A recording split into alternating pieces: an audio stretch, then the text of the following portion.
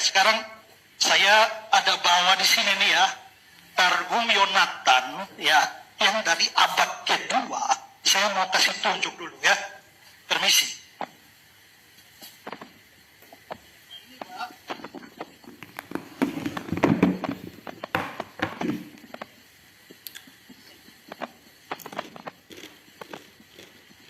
Ini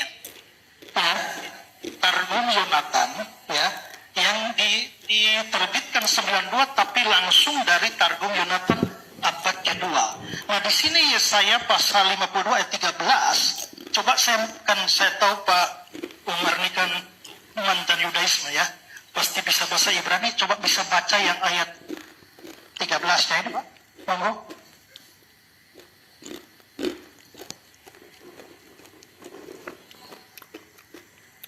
Yang ayat 13 ya Pak. Ini loh, Yesaya 52 ini ayat 13, coba tolong dibaca Pak. Dalam bahasa Ibrani ya. Nah, saya minta Bapak baca. Nah, benar. Anda bisa baca atau tidak? Nah, saya hanya minta baca untuk menunjukkan bahwa dari Targum Yonatan abad yang kedua ini memang dia mengacu kepada Israel atau bukan.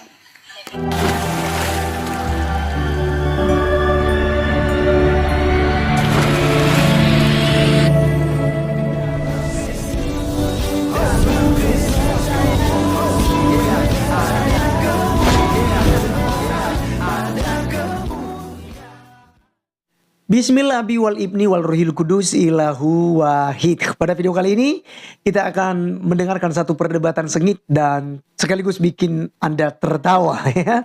Kenapa? Karena polemikus yaitu Donditan dan juga si Umar itu sok-sokan ya. Dan apalagi si Umar ini kan mengaku sebagai mantan Yudaism ya, agama Yahudi, penganut agama Yahudi, dan tentu saja dia pandai bahasa Ibrani, pandai juga dalam bahasa Yunani pastinya ya, karena akan dia belajar tentang original teks daripada Alkitab itu sendiri. Nah teman-teman sekalian, dia katakan bahwa nubuatan ya Yesaya 52 ayat yang ke-12, 13 dan Yesaya 53 itu tidak ditunjukkan kepada Yesus Kristus atau kepada Mesias atau Kristus, tetapi ditunjukkan kepada Israel secara umum. Lalu pendeta Ezra Soru itu membawa Targum Yonatan ya, yang ditulis di abad kedua, lalu disuruh baca karena di situ kan jelas itu ditunjukkan kepada Mesias yang diurapi atau Al-Masih yang mereka bilang ya, di itu ya Isa Al-Masih. Nah teman-teman sekalian, mereka ternyata nggak bisa membaca. Apakah Umar ini memang sengaja tidak baca karena di situ ada tulisan Isa Al-Masih? Karena jika dia baca maka gugurlah semua argumentasinya. Tetapi barangkali memang dia tidak bisa membaca bahasa Ibrani. Lalu pendeta Ezra Soru itu benar-benar membungkam dan ya artinya mempermalukan ya si Umar dan Donditan di situ. Nah oleh karena teman-teman sekalian, seperti apa video perdebatan ini, kita langsung saja simak berikut ini. Karena Anda tidak bisa bedakan siapa menulis dan apa yang dikutip.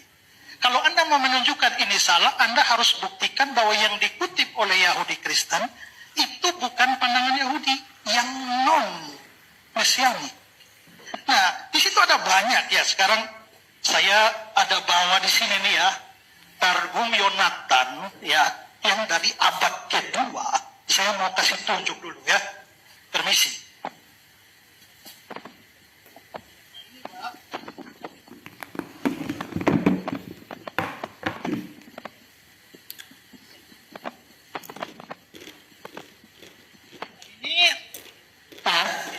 Targum Yonatan ya, yang diterbitkan 92 tapi langsung dari Targum Yonatan abad kedua.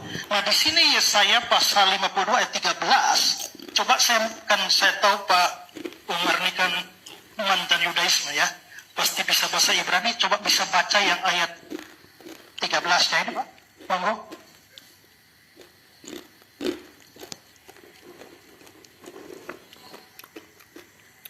Yang ayat 13 ya Pak. Ini loh, Yesaya 52 ini ayat 13, coba tolong dibaca Pak. Dalam bahasa Ibrani ya. Nah, saya minta Bapak baca. Nah, benar. Anda bisa baca atau tidak?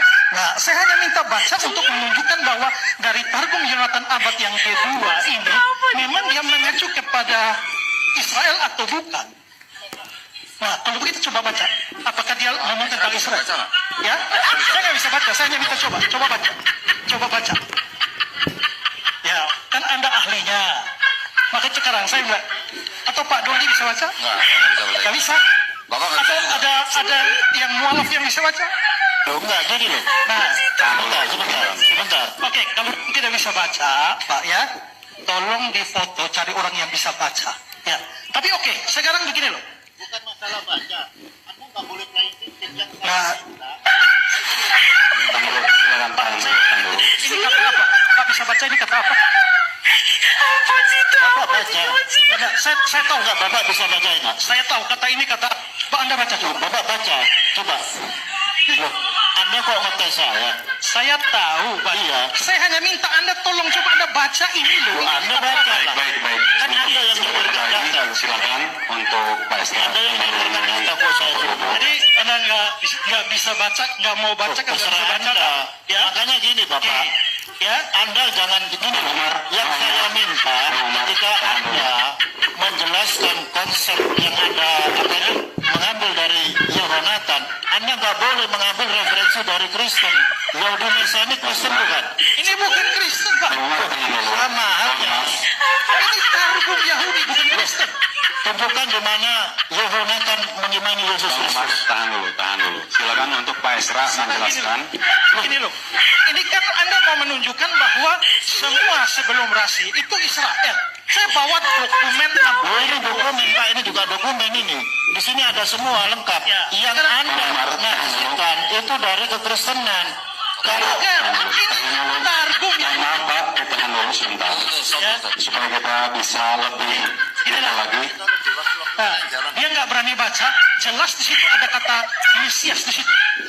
Jadi targum Yonatan itu langsung katakan hamba Tuhan yang di situ Mesias. Anda nggak berani baca. Loh, urut pertama Bang, tahan dulu. Nanti yang jalan tuh. Jangan ngomong dulu. Oke. Udah belum, Pak? Sudah. Ya, jadi sayang sekali kalau Anda tidak mau baca. Ya, nanti tolong yang David yang pinter bahasa coba baca. Ya.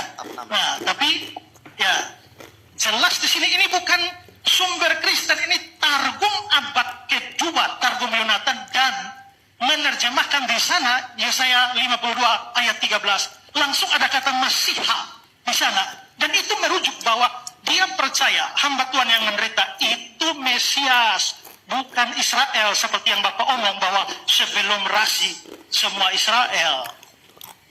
di mana di situ tertulis Mesias? Yang baru aja itu. Mana ada di situ tertulis Mesias? Ya tadi saya suruh Pak baca, kan tidak baca. Nah, di mana coba tunjukkan nama saya sekali lagi. Mesias. Letterlix loh.